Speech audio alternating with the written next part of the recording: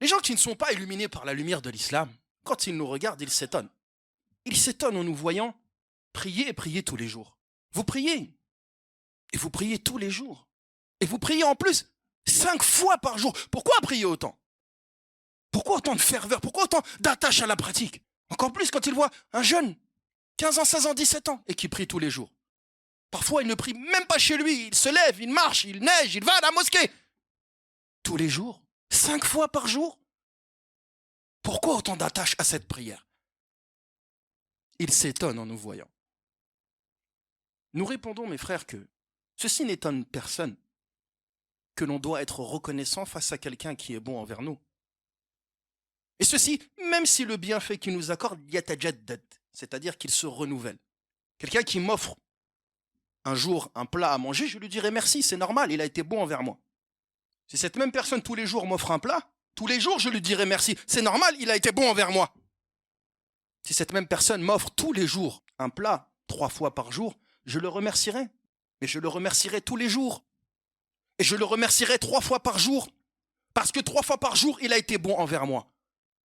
Il est normal d'être reconnaissant envers celui qui est bon envers nous. Mais comment peuvent-ils s'étonner que nous soyons reconnaissants envers celui qui nous a créés, alors que nous n'étions pas?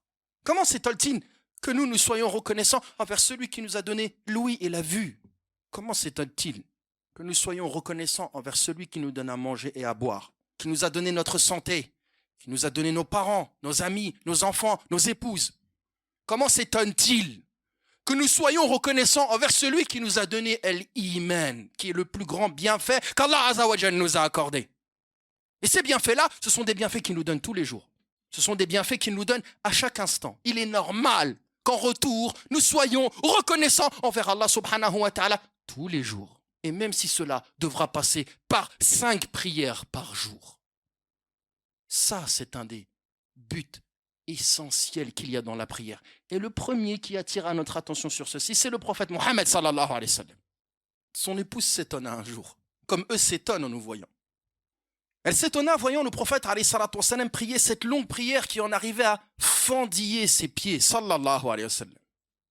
Et elle s'étonna et elle lui dit: pourquoi est-ce que tu pries autant alors que Allah Azza wa Jal t'a pardonné tes péchés passés et futurs? Aïcha radiallahu anha avait clairement conscience que un des objectifs de la prière, c'est qu'Allah nous pardonne nos fautes. Et toi, Allah t'a pardonné toutes tes fautes. Et là, le prophète alayhi salatu wa sallam lui a enseigné à lui et à toute sa communauté une autre intention que l'on doit avoir dans la prière. C'est alors qu'il lui dit: Afala akunu abdan shakura? Ne serais-je pas un serviteur reconnaissant? Oui, nous prions par reconnaissance envers Allah subhanahu wa ta'ala. Nous prions envers Allah subhanahu wa ta'ala par reconnaissance parce que, comme je l'ai dit, ces bienfaits qu'il nous a accordés, ils sont là et ne nous quittent pas. De là, il est normal que nous soyons là à prier et à l'adorer tous les jours.